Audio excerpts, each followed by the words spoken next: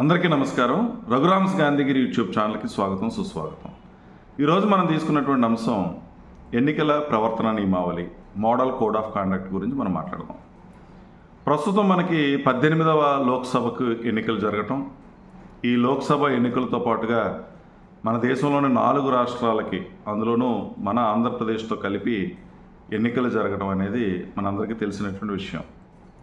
ప్రధాన ఎన్నికల కమిషనర్ రాజీవ్ కుమార్ గారు మొన్న 16వ తారీఖున ఈ ఎన్నికలకు సంబంధించినటువంటి షెడ్యూల్ని రిలీజ్ చేయడం కూడా మనం చూసాం.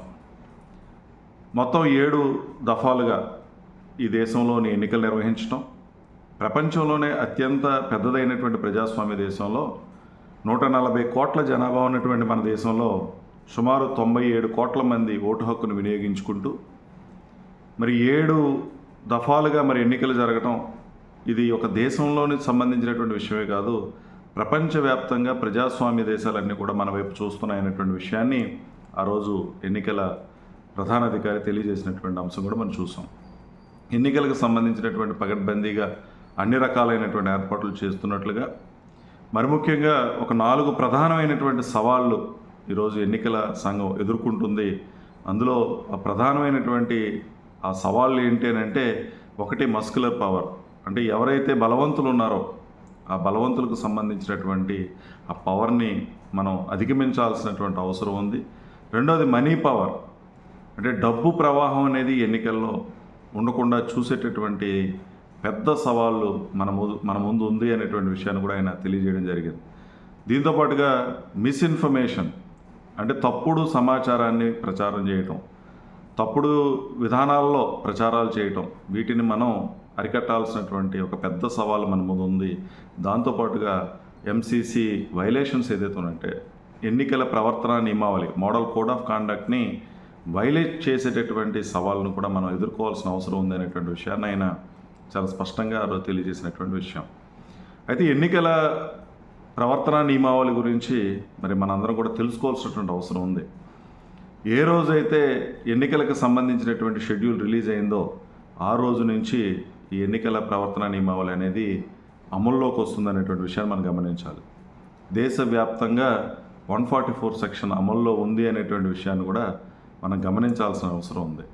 అయితే ఎన్నికల ప్రవర్తన నియమావళి మరి చట్టబద్ధత ఉందా అంటే, మరి చట్టబద్ధత లేకపోయినప్పటికీ కూడా మరి ఎన్నికల సంఘం అనేది స్వతంత్ర ప్రతిపత్తి కలిగినటువంటి ఒక సంస్థ.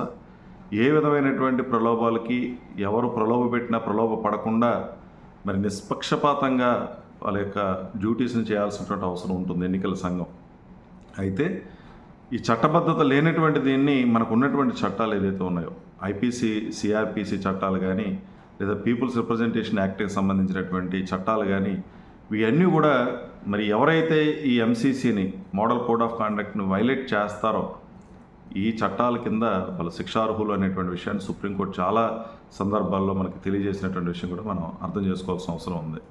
మొట్టమొదట కేరళకి సంబంధించిన అసెంబ్లీ ఎన్నికల్లో 1960లో ఈ ఎన్నికల ప్రవర్తన నియమాలు రావటం, రకరకాలైనటువంటి మార్పులు చేర్పులతో మరి పూర్తి స్థాయిలో ఈరోజు ఎన్నికల ప్రవర్తన నియమావళిని అన్ని రాజకీయ పార్టీలు మేధావుల యొక్క ఆమోదంతో ఈరోజు మనం అమలుపరుచుకున్నటువంటి విషయాన్ని గమనించాలి.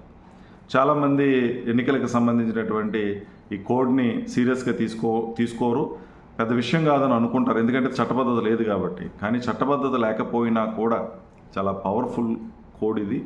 మరి దీన్ని కనుక వైలేట్ చేస్తే ఖచ్చితంగా మనం శిక్షకు గురవుతాం అనేటువంటి విషయాన్ని కూడా అన్ని రాజకీయ పార్టీలు, అలాగే మరి ముఖ్యంగా ప్రజలు కూడా తెలుసుకోవాల్సిన అవసరం ఉంది. అయితే ఏంటి సామాన్య ప్రజలకి ఏంటి ఇబ్బంది అని అంటే, మనం కూడా మరి ఎన్నికల ప్రవర్తన నియమాలకు సంబంధించినటువంటి డబ్బుల విషయంలో ఎక్కడికైనా మనం ప్రయాణం చేసేటప్పుడు 50,000 దాటి కనుక మనం డబ్బులు తీసుకెళ్తూ ఉన్నప్పుడు, అది మన వ్యక్తిగతమైనటువంటి అవసరాలకైనా, మన వ్యాపార అవసరాలకైనా, మరి దేనికైనా సరే దానికి సంబంధించినటువంటి పూర్తి లెక్కలు చూపించాల్సిన అవసరం ఉంది.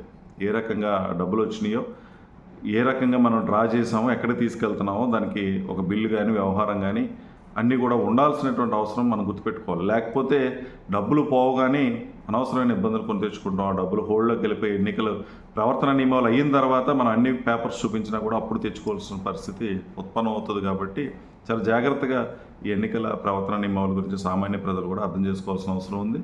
అలాగే మరి ప్రజలే కదా ఓటర్లు కూడా అసలు ఎన్నికల ప్రవర్తన నియమాలు ఏం చెప్పింది, ఆ విధంగానే రాజకీయ పార్టీలు కానీ అభ్యర్థులు కానీ నడుచుకుంటున్నారా అనేటువంటి విషయాన్ని కూడా మనం కూడా గమనించాల్సినటువంటి అవసరం ఉంది. ఏదైనా వైలేషన్స్ ఉంటే అది అది ఎన్నికల సంఘం దృష్టికి తీసుకెళ్తే ఖచ్చితంగా దాని మీద చర్యలు తీసుకునే పరిస్థితి కూడా ఉంటుంది. అయితే ఎన్నికలకు సంబంధించి ప్రతి నియోజకవర్గానికి ఒక రిటర్నింగ్ ఆఫీసర్ని ఏర్పాటు చేయటం, జిల్లాకి ఒక ఎన్నికల అధికారిని ఏర్పాటు చేయటం, రాష్ట్ర వ్యాప్తంగా కూడా రాష్ట్రానికి సంబంధించినటువంటి ఒక ఎన్నికల అధికారి ఉండటం, ఈ ఎన్నికల అధికారులు ఎవరైతే ఉన్నారో వాళ్ళు ఆయా స్థాయిల్లో రాజకీయ పార్టీలు పోటీ చేస్తున్నటువంటి అభ్యర్థులు ఎవరైతే ఉన్నారో వాళ్ళకి సంబంధించినటువంటి పర్మిషన్స్ ఇవ్వటం కానీ, వాళ్ళు చేస్తున్నటువంటి ప్రచారాలకు సంబంధించినటువంటి మానిటరింగ్ చేయడం కానీ, ఎంసీసీని ఎవరైనా వైలేట్ చేస్తున్నారో అనేటువంటి విషయాలను గమనించడం, వీడియో ఫుటేజీలు తీయటం, ఫొటోస్ తీయటం, ర్యాలీలు జరుగుతుంటే ర్యాలీలని సంబంధించినటువంటి వీడియోస్ తీసుకోవటం, ఖర్చులకు సంబంధించి ఏదైతే పరిధి ఉందో ఆ పరిధిని దాటి ఖర్చు పెడుతున్నటువంటి సందర్భాలు ఉంటే వాటిని గమనిస్తూ ఉండటం, అభ్యర్థులు ఎప్పటికప్పుడు వాళ్ళు చేస్తున్నటువంటి ప్రతి ప్రచార కార్యక్రమానికి వాళ్ళు ఉపయోగిస్తున్నటువంటి ప్రతి పబ్లిసిటీ మెటీరియల్కి సంబంధించినటువంటి పర్మిషన్స్ ఉన్నాయా లేదా, వాళ్ళు తిరుగుతున్నటువంటి వాహనాలకి పర్మిషన్స్ ఉన్నాయా లేదా, ఇటువంటి అన్ని రకాలైనటువంటి అంశాలను కూడా వారు చూసేటటువంటి పరిస్థితి ఉంది. అధికార పార్టీకి సంబంధించినటువంటి విషయంలో మరి ఎవరైతే అధికారంలో ఉన్నారో వాళ్ళు ఎట్టి పరిస్థితుల్లోనూ ప్రజాధనానికి సంబంధించినటువంటి దాన్ని దుర్వినియోగం చేసుకోకూడదు. ప్రజాధనానికి సంబంధించినటువంటి వాహనాలను వాళ్ళు ఉపయోగించడానికి వీల్లేదు.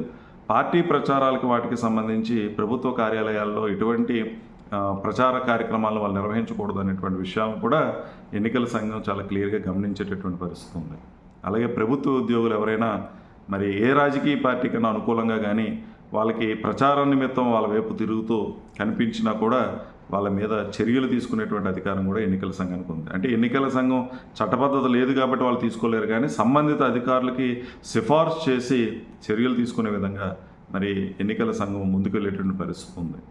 మరి ఈ విషయాలన్నింటినీ గమనించి అలాగే ఎన్నికల సంఘం ఎక్కడైనా ప్రచారాలు జరుగుతున్నప్పుడు మతపరమైనటువంటి చోట్ల అంటే దేవాలయాల్లో కానీ, చర్చిల్లో కానీ, మసీదుల్లో కానీ ఏ రకమైనటువంటి ప్రచారాలు లేకుండా చూసేటటువంటి బాధ్యత కూడా మరి ఎన్నికల సంఘానికి ఉంటుంది. అలాగే ఏ విధమైనటువంటి ప్రలోభాలకి ఓటర్లని ప్రలోభ పెట్టకుండా, అంటే మద్యం కానీ, డబ్బు కానీ, లేదా ఇతర ప్రలోభాలు, కుల ప్రాతిపదికన ఓట్లు అడగటం, భాషా ప్రాతిపదికన ఓట్లు అడగటం, లేదా రెండు కులాల మధ్యన విద్వేషాలు రేపే విధంగా ప్రసంగాలు ఉండటం, వ్యక్తిగతమైనటువంటి విమర్శలు చేయడం అన్నీ కూడా సరైనటువంటి విధానం కాదు అనేటువంటి విషయం ఎన్నికల ప్రవర్తన నియమావళిలో పేర్కొన్నటువంటి అంశం. అలాగే అధికార పార్టీకి సంబంధించి ఏ విధమైనటువంటి కొత్త స్కీమ్స్ ప్రకటించడం కానీ, అలాగే ఏదైనా ప్రారంభోత్సవాలు చేయడం కానీ, శంకుస్థాపనలు చేయడం కానీ ఇవేవి కూడా మరి ఈ ఎన్నికల నియమావళి ఉన్నప్పుడు చేయకూడదు అనేటువంటి అంశం కూడా మరి కోడ్ ఆఫ్ కాండక్ట్లో మనం పేర్కొన్నటువంటి విషయాన్ని కూడా మనం గమనించాలి. కాబట్టి సామాన్యమైనటువంటి పౌరుడు కూడా ఈ ఎన్నికలకు సంబంధించినటువంటి విషయాన్ని గమనించాలి. మనం కూడా బాధ్యత తీసుకొని, ఎందుకంటే ప్రజాస్వామ్యంలో ప్రజలే ప్రభువులు అంటాం. అంటే యజమానులు ప్రజలు, ఎవరైతే ప్రజాప్రతినిధులు ఉన్నారో వాళ్ళు మనకి సంబంధించినటువంటి ప్రతినిధులు.